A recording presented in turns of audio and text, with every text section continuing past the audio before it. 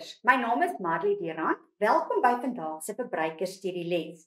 Hierdie les word aangebring deur die Noord-Kaapse Departement van Onderwys in samewerking met Pagama Navorsing en Ontwikkeling. Vandag se les is 'n hersieningsles op die verbruiker wat ons alreeds behandel het. So ons gaan kyk vandag na wat is belangrik en waarop jy jou tyd en energie moet spandeer wanneer jy gaan voorbereiding doen vir hierdie vraag. Die verbruikersvraag tel 40 punte in die eksamen. So aan die einde van hierdie les moet jy enige vrae rondom die verbruiker met gemak kan beantwoord. As ons kyk na die tipe vrae in hierdie hoofstuk, sal jy sien dat daar is maklike vrae en dan beweeg dit na meer moeilike vrae toe. Vrae waar jy werklik jou kennis moet gebruik om te kan toepas op gevalle studies en scenario's wat hulle vir jou gaan gee. Om te kan sien na die tipe vrae wat hulle vir jou gaan vra, kan jy na jou eksamenriglyne gaan kyk van 2021 op bladsy 11 en 12 gee hulle vir jou 'n baie goeie oorsig oor die tipe vrae wat hulle moontlik kan vra vir die verbruiker. Kom ons kyk na die verbruiker. As ons na die verbruiker kyk, sal jy sien dat die verbruiker uit 4 verskillende bene bestaan. Ons eerste been waarna ons gaan kyk, is die volhoubare gebruik van water en elektrisiteit. Dan het ons gekyk na munisipale dienste. Meeste van ons punte gaan gevra word uit finansiële en kontraktuele aspekte. So dis 'n baie belangrike been waar baie tyd gespandeer moet word. En dan ons laaste been wat ook ongelooflik belangrik is en waar daar ook baie vrae uitgevra word, is belasting, rentekoerse en inflasie. Uit die laaste 2 bene word die hoër kognitiewe vrae gevra. So jy moet redelik jou terminologie baie goed ken, jy moet redelik jou teorie baie goed ken en dit kan toepas op daai tipe vrae. Goed, nou kom ons kyk na elke been individueel en net vinnige oorsig oor wat belangrik in elke been is. In die volhoubare gebruik van elektrisiteit is dit belangrik om te gaan kyk na die bronne van elektrisiteit.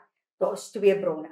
Ons het fossiele brandstowwe, dit soos steenkool, olie, natuurlike gas en dan nou kernkrag en dan het ons regeneratiewe forme. Dit is soos wind, water en sonlig.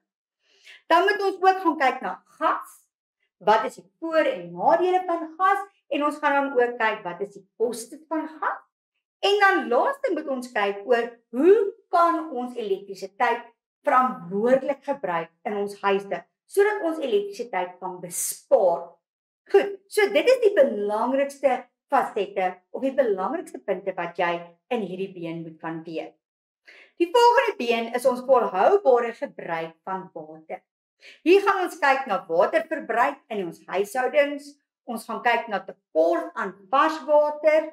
Ons gaan kyk na waterbesoedeling. Daar was ook gekyk na verantwoordelike gebruik van water, algemene wenke vir waterbesparing tuis. So daai is die belangrikste punte waarna ons gaan kyk wanneer ons gaan leer vir die verbruiker. As ons kyk na munisipale dienste, staan die munisipaliteit aan die een kant en die verbruiker aan die ander kant. So wat is die verantwoordelikhede van die munisipaliteit? So die munisipaliteit is verantwoordelik vir watervoorsiening. Hulle is verantwoordelik vir elektrisiteit. Hulle is verantwoordelik vir rioolafval. Hulle is verantwoordelik vir vullisverwydering, afvalbestuur. Hulle is verantwoordelik vir die instandhouding en die bou van ons paaie, straatligte, klinieke, nooddienste, biblioteke en metropolisie. Maar net soos die munisipaliteit 'n verantwoordelikheid het ons as 'n verbruiker ook verantwoordelikhede.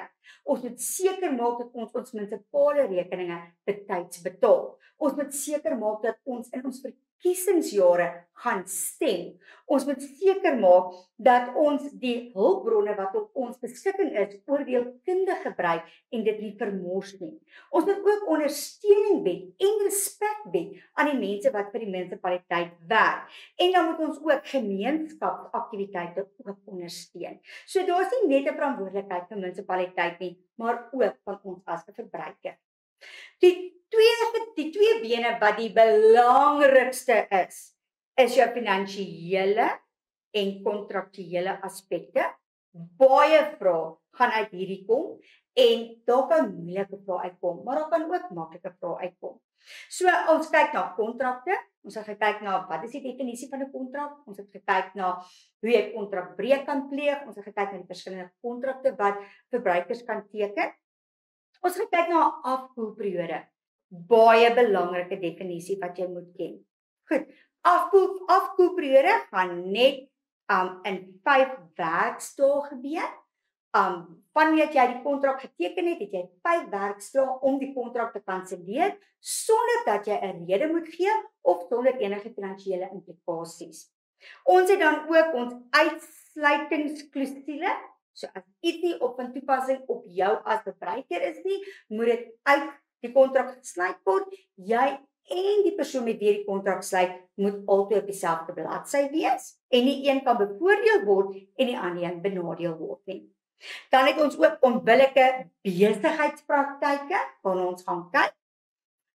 Ons het gekyk na waarborge en vrywarings. Belangrik as ons kyk na waarborge, hierso praat ons van die persoon wat dit gaan versprei of die persoon wat dit gaan verkoop.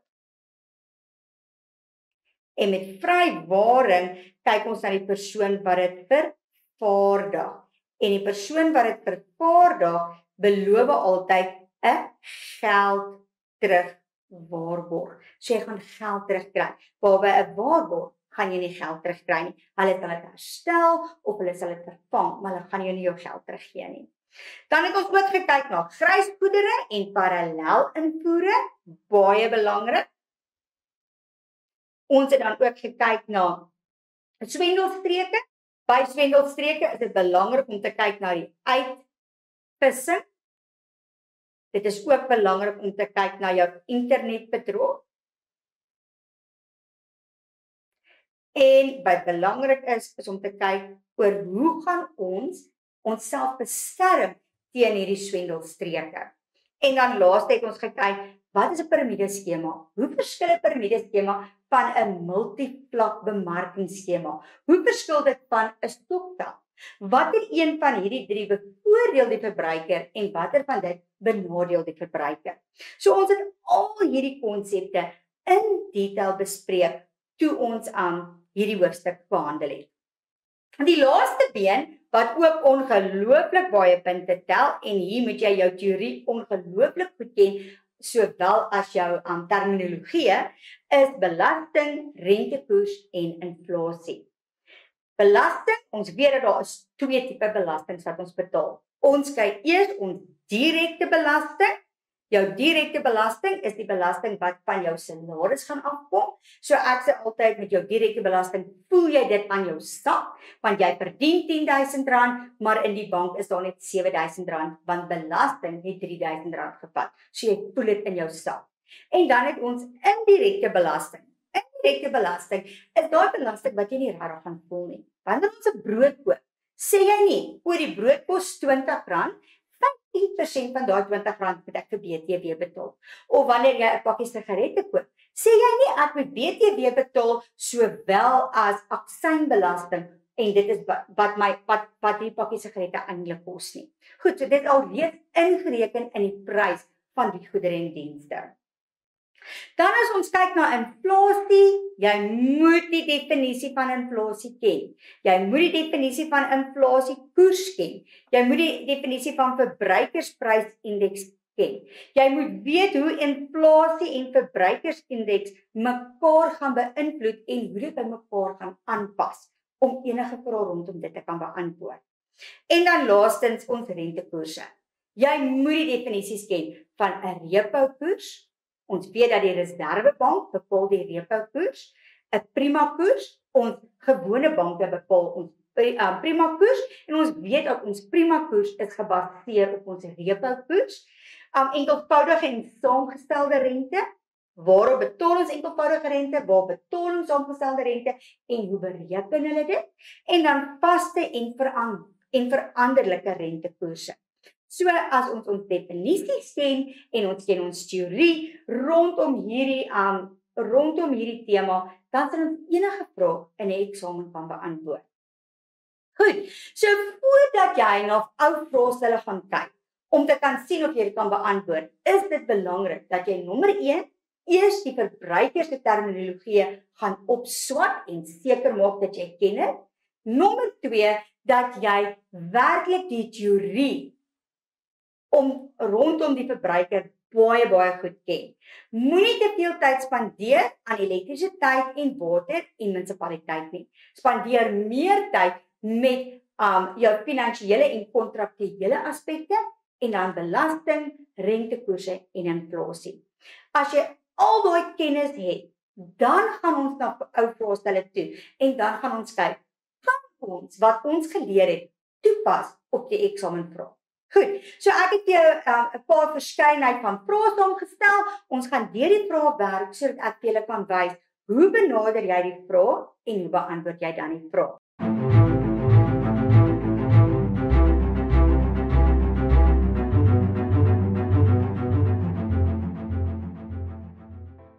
So vraag nommer 1 is waar hulle jou verskeie opsies gee en jy moet die korrekte antwoord kies. 1.1. Die geld wat deur die bank gehef word wanneer geld geleen word. So met ander woorde, ons leen geld by die bank en dan gaan die bank iets bysit. Wat is daai wat die bank ekstra gaan bysit? Want onthou die bank is ook 'n besigheid. Hulle wil ook geld maak. So om hulle geld terug te maak, gaan hulle rente op die geld sit wat jy by hulle gaan leen. So dis belangrik om dit te onthou.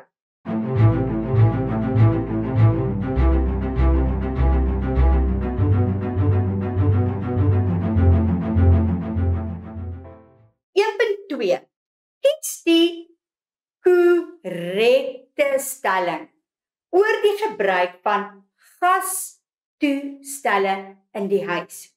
Dit is veiliger om gas as elektrisiteit te gebruik. Dit is nie korrek nie.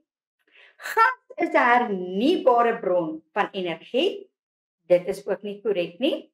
Gastoestelle kos meer om te onderhou. Dit is nie altyd korrek nie.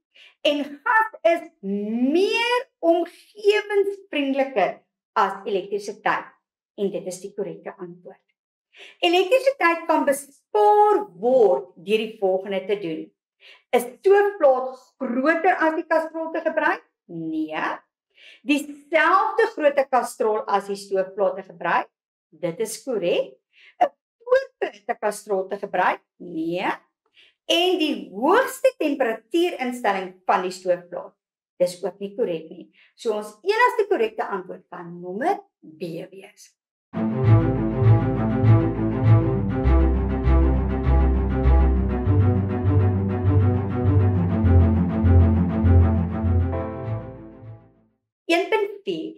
Die volgende belastingbetaler betaal voorlopige belasting. Wat weet ons van voorlopige belasting? Ons weet dis mense wat nie 'n vaste inkomste kry nie. Hulle het nie 'n vaste inkomste nie en ons weet hulle gaan dit 2 maal per jaar betaal. Goed. Nou kom ons kyk na die wat hulle vir ons gegee het. Boere. Ons weet boere kry nie 'n vaste inkomste nie, so hulle sal voorlopige belasting moet betaal. Verpleegsters, hulle kry 'n vaste inkomste, so hulle gaan nie voorlopige belasting betaal nie.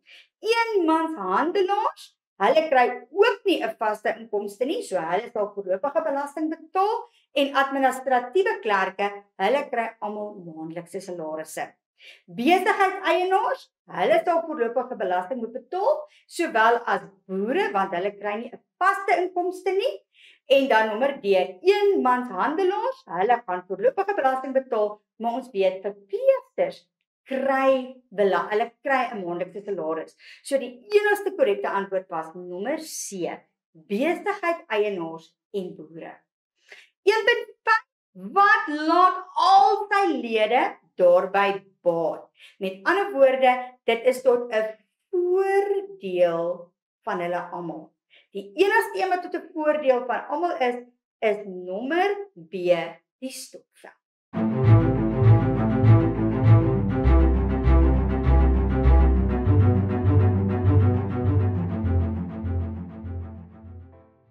Wat laat 'n verbruiker toe om 'n kontrak te kanselleer sonder finansiële implikasies? Jy het 5 werksdae om daai kontrak te kanselleer. Ons almal weet dat dit is ons afkoelperiode. 'n Skriftelike belofte om 'n artikel te herstel of te vervang. Onthou, herstel of te vervang, ons weet hier praat ons dan van 'n waarborg. Dit is nie 'n guarantee soos die Engelsman sal sê nie, dis 'n waarborg. So die enigste korrekte antwoord is nommer C.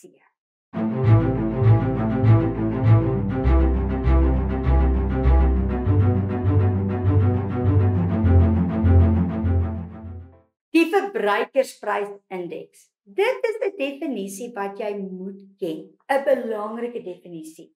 So jou verbruikersprysindeks word gebruik om die koste van goedere en dienste te bereken? Nee. Is die verandering in die gemiddelde prys van goedere en dienste? That's correct. Bereken rente wat op sekere goedere en dienste gehef word? Nee. En meet die verandering in individuele pryse tydens produksie? Ook nee. So ons enigste korrekte antwoord is nommer B.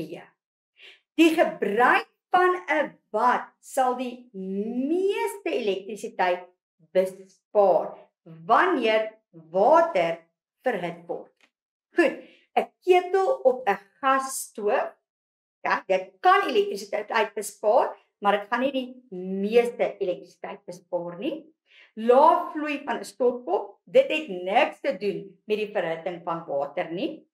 'n Geyser wat geïsoleer is met 'n isolasiekombers, dit kan definitief elektrisiteit bespaar. En dan sonkrag water verwarmingseenheid. Nou hierdie kan ook elektrisiteit bespaar, maar jy moet onthou dat jou sonkrag gaan alleenlik werk as daar son is.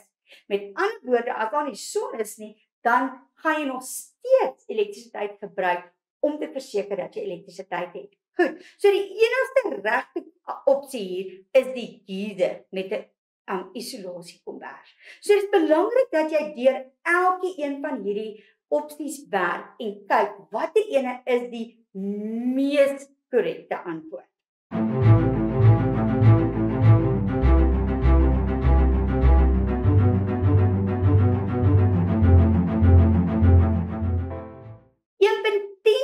Rente word op die rente en oorspronklike bedrag bereken.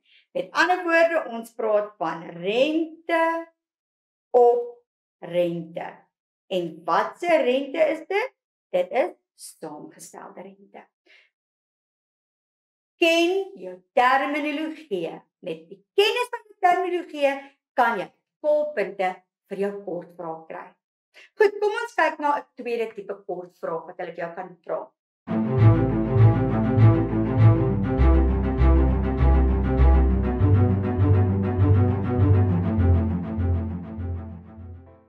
Ek gee 1 terme vir elk van die volgende.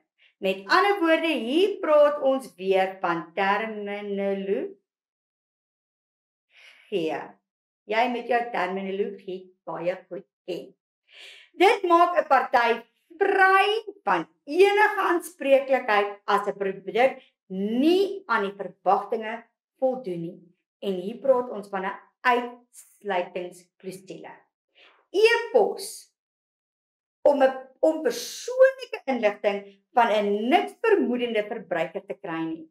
Watter swendelstreek werk met e-posse waar hulle jou inligting wil hê? Die enigste een waarvan ons weet is uitvissing. Produkte wat die land binnekom deur nie amptelike verspreidingskanale nie. Dit is nie onwettig nie, dit kom die land in deur nie amptelike verspreidingskanale nie. Dit is ons grysgoedere of parallel invoere. En dan laas bemarking van goedere wat valse beloftes of misleidende verklaringe het. En hierdie is onbillike besigheidspraktyke. As jy jou definisies geken het en jou terminologie geken het, het jy 4 uit 4 vir hierdie vraag gekry. Kom ons kyk na langer tipe vrae wat hulle kan vra.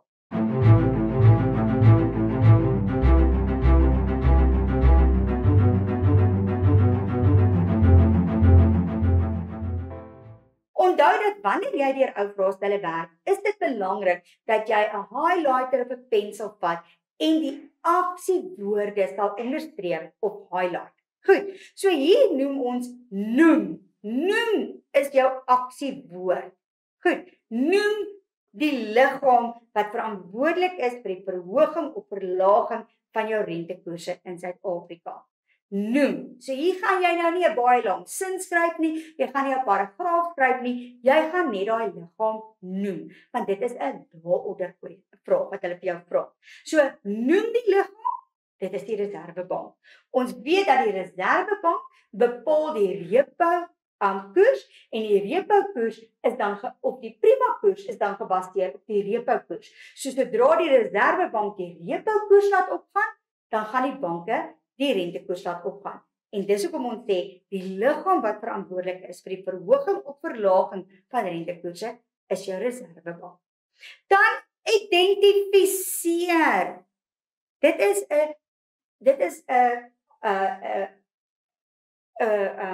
'n level 2 vraag wat hulle vir jou kan vra. Identifiseer. So hierso moet jy bietjie verder dink. Identifiseer die tipe belasting betaalbaar op die volgende. Drank en sigarette. Nou daar is 2 wat ons weet. Jy kan sê aksynbelasting of ons praat ook van sondebelasting wat jy gaan betaal. So enige een van daai 2 kan korrek wees. En op witbrood gaan ons BTW betaal. Goed, so met ander woorde, jy moenie net weet wat elkeen van daai belastings is nie, maar jy moet ook darm voorbeelde weet van items wat daai belasting sal betaal ook.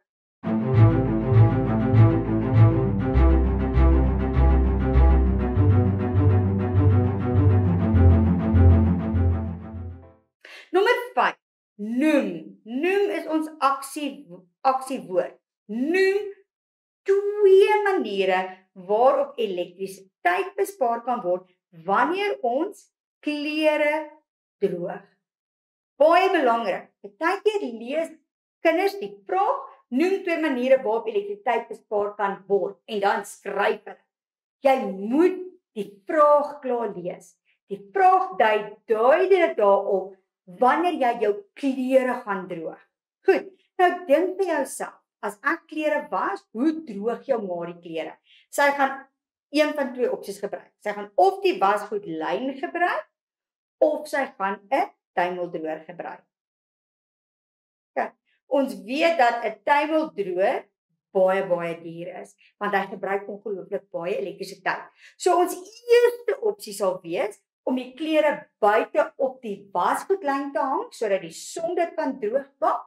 En dan ons tweede opsie sal wees, indien jy wel 'n tuimeldroër gaan gebruik, maak seker dat jy die regte temperatuur instelling gebruik en maak seker dat jy dit vir die regte tydperk gaan droog maak, sodat jy nie te veel elektrisiteit gaan mors nie.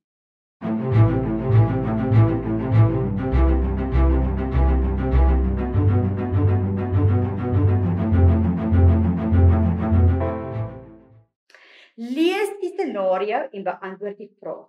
Carol het 'n televisiestel gekoop, by 'n televisiestel gekoop by 'n winkel wat huishoudelike toestelle invoer sonder die toestemming van die vervaardiger.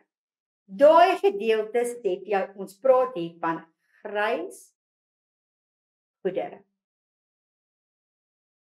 Goed, met ander woorde, identifiseer die tipe invoer hierbo, dit is grys goedere, en dan bespreek die tipe invoer. En dit was vir 2 punte. Bespreek. So jou eerste antwoord is daar. Jy kan hom net daar gaan neerskryf. Daar gaan jy reeds jou eerste punt kry. Grysgoedere is goedere wat in ons land ingebring word sonder die toestemming van die vervaardiger. So daar het jy klaar jou 1 punt.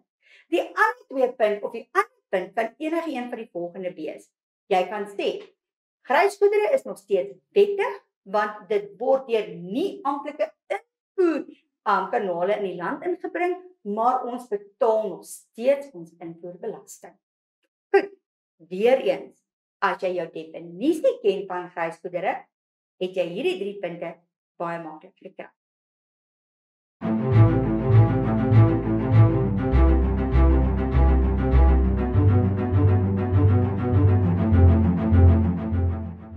Dan kyk ons na vraag 7. Bespreek hoe die gebrek aan vullisverwydering 'n negatiewe impak op die gemeenskap kan hê. Hierso moet ons net 'n bietjie verder as ons neuse dink. Ons moet net 'n bietjie algemene kennis hê. Dink daaraan as die vullisverwydering mense nie die vullis kom verwyder by jou huis nie. Wat gebeur met daai vullis? Nommer 1, dit kry 'n baie slegte reuk. Nommer 2, jy gaan insekte daar sien rondhardloop. Muise, kokkerotte daar sien rondhardloop. Nommer 3, dit lyk aklig. Maar dit is nie baie mooi om daarna te kyk nie. Tot jy klaar die 3 goeters. So nou sit ons dit net in woorde. So nou kan ons sê, deur om nie vullis te verwyder nie, kan dit veroorsaak dat dit daar 'n slegte reuk in die omgewing rondhang, as gevolg van al die vullis. Tweede ene wat ons van kan praat, dat dit ook onveilig is in ons lewensomgewing, en dit kan ook tot gevolg hê vir gesondheidsprobleme. Want mense kan siek word daardeur. Gesondheidsprobleme. Mense kan siek word. Hulle kan 'n kiem optel. Goed. Ook kan ons sê dat dit aklig is. Dit lyk nie mooi nie. So as ons toeriste in ons omgewing wil inbring, of ons wil sakeondernemings in ons omgewing inbring, niemand gaan in daai omgewing belê nie, want dit lyk nie mooi nie. Dit lyk onversorg. Goed, so weer eens, soos ek altyd sê, do not study harder, but study smarter. Dink 'n bietjie. Kyk na die mense om jou, kyk na jou omgewing. Praat met jou ouers, hoor wat jou ouers sê. Kyk wat doen ons munisipaliteit, hoe lyk ons omgewings? En dan is dit so maklik om eintlik 'n antwoord te kan formuleer vir tipe vrae soos hierdie.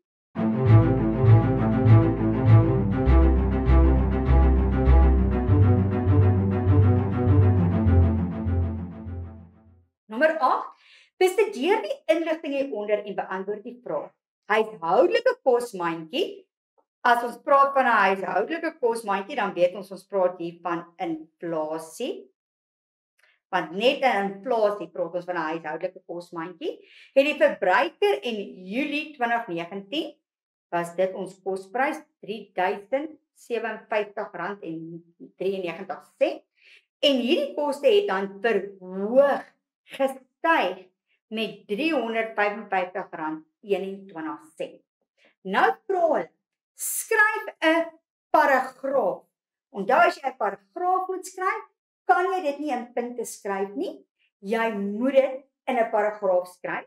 Dit is vir 8 punte, so jy moet 8 goeie sinne skryf. En waaroor moet jy jou sinne skryf? Om die stygings in die voedselpryse te regverdig. Met ander woorde, sommer in reguit Afrikaans, moet jy skryf oor hoekom het die voedselpryse gestyg. Nou, kom ons brainstorm voor ons in die antwoord gaan kyk. Dink daaraan, wat het oor die afgelope paar jaar verhoog? Ons almal weet, nommer 1, petrol het verhoog. Nommer 2, elektrisiteit het verhoog. Jou elektrisiteitspryse het opgegaan. Nommer 3, ons weet dat inflasie het opgegaan. En as inflasie opgaan, dan gaan ons rentekoerse ook. Ons weet ook dat daar 'n verhoging was in lone of salarisse. As ons verder kyk, weet ons ook, ons het droogtes gehad en ons het vloede gehad. En met droogtes en vloede gaan ons nie kos hê om te verkoop nie, of ons gaan 'n minder hoeveelheid kos hê wat ons kan verkoop, want ons gaan nie tomaties hê nie, ons gaan nie eie hê nie, ons gaan nie aartappels hê nie, ons grane gaan opverdroog, opverspoel, so ons gaan met 'n tekort van kos sit, en al hierdie goed het 'n invloed gehad hoekom ons voedselpryse gestyg het. Nou gaan ons dit net in woorde sit, en ons gaan dit in volsinne skryf. Maar jy kla gebrainstorm, jy kla omtrent 4 of 5 punte neergeskryf wat jy nou kan bespreek oor hoekom ons kospryse gestyg het in daardie jaar. Goed, so as ons dit nou in mooi woorde sit, dan sê ons inflasie. Ons weet inflasie het opgegaan, en omdat inflasie opgegaan het, weet ons ook dat goedere en dienste gestyg het. So daar het ons klaar ons 1 punt. Omdat goedere en dienste gestyg het, weet ons ook dat daar moes nou verhoogde lone gewees het, en die oomblik as daar verhoogde lone is, dan gaan die arbeidskostes ook toeneem. Daar het ons klaar 2 punte. Dan weet ons dat die produksiekostes gaan op. Hoekom gaan die produksiekostes op? Want ons petrol gaan op, ons elektrisiteitspryse gaan op, sowel as ons lone wat opgegaan het. En dit veroorsaak dan dat ons produksiekostes dan gaan opgaan. En daarom moet die kleinhandelaars moet hulle pryse opsit, sodat ons as verbruikers meer moet betaal vir daai produkte, sodat hulle nog steeds 'n profit kan wys op die einde van die dag. Dan weet ons ook oor droogtes en vloede wat ons gehad het in die afgelope ruk, gaan seker maak dat ons voedselpryse gaan verhoog, want nou gaan daar ook 'n tekort wees aan sekere voedselitems. So maklik soos dit, en daar het jy jou 8 punte. Al kry jy nie 8 uit 8 vir hierdie vraag nie, kan jy ten minste 6 uit 8 kry, deur net te dink oor wat het die afgelope paar jaar in ons land gebeur. Wat het verhoog in ons land? Wat moet ons as verbruikers meer voorbetaal? En al daai goeders het dan 'n invloed op die prys van die kospryse wat gaan verhoog. Goed, do not study harder, study smarter. Goed, kom ons kyk nou na ons volgende vraag.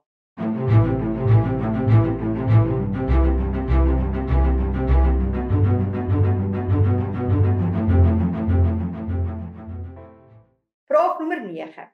Bespreek, dit is ons aksieterme, bespreek wat munisipaliteite kan doen om misdaad te verminder in ons gemeenskappe. En dis vir 6 punte. Weereens, kom ons brainstorm. Kom ons dink 'n bietjie. Wat moet ons doen? Wat moet ons munisipaliteite doen? Wat se dienste moet hulle aan ons verskaf?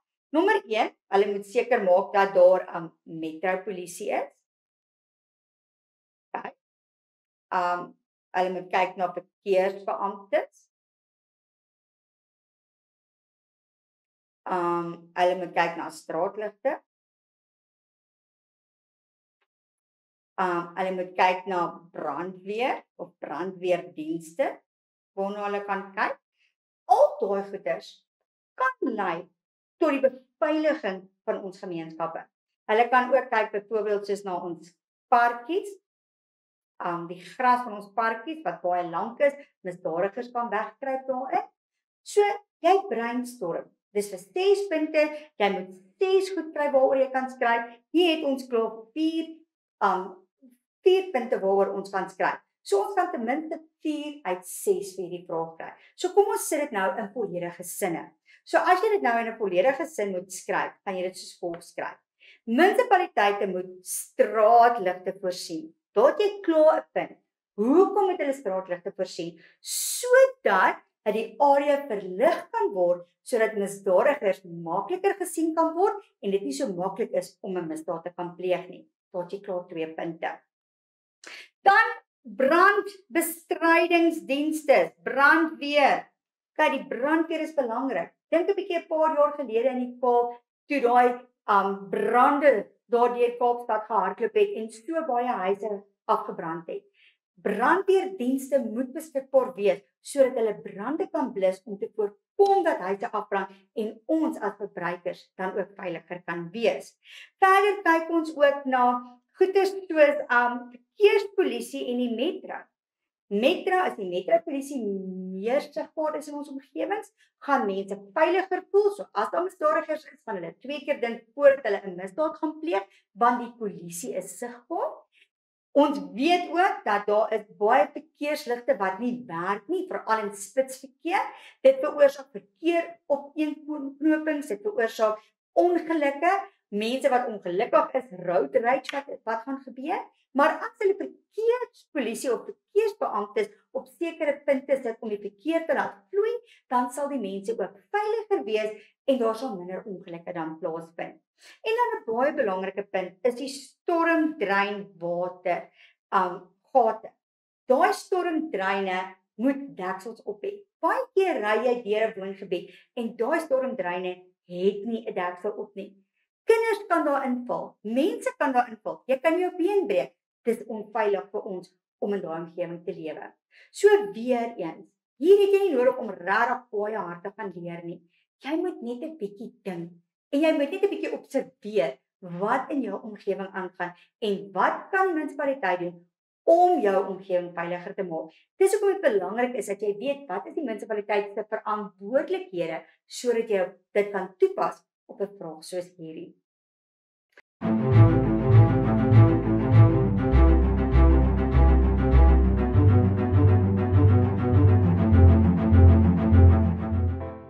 Ons laaste vraag waarna ons vandag gaan kyk, is verduidelik hoekom saamgestelde rente duurder is as enkelvoudige rente. Weereens, as jy jou terminologie ken, dan kan jy hierdie vraag baie maklik beantwoord. Saamgestelde rente, jy betaal rente op rente. So met ander woorde, jy gaan die kapitaal betaal en dan gaan jy rente op rente betaal. Dis hoekom dit duurder is. En enkelvoudige rente gaan jy net op jou kapitale bedrag betaal. So jy gaan net rente op jou kapitale bedrag betaal. 2 terminologieë wat jy baie goed moet ken, wat vir jou 3 punte in die sak kan bring. Graad 12, ek hoop regtig dat julle hierdie hersieningsles geniet het. Ek hoop dat hierdie hersieningsles dit vir julle makliker gemaak om die verbruiker te gaan swat.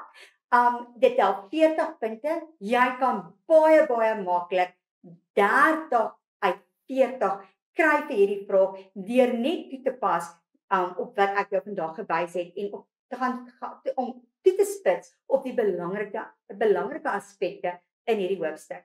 Baie sterkte. Baie dankie en totsiens.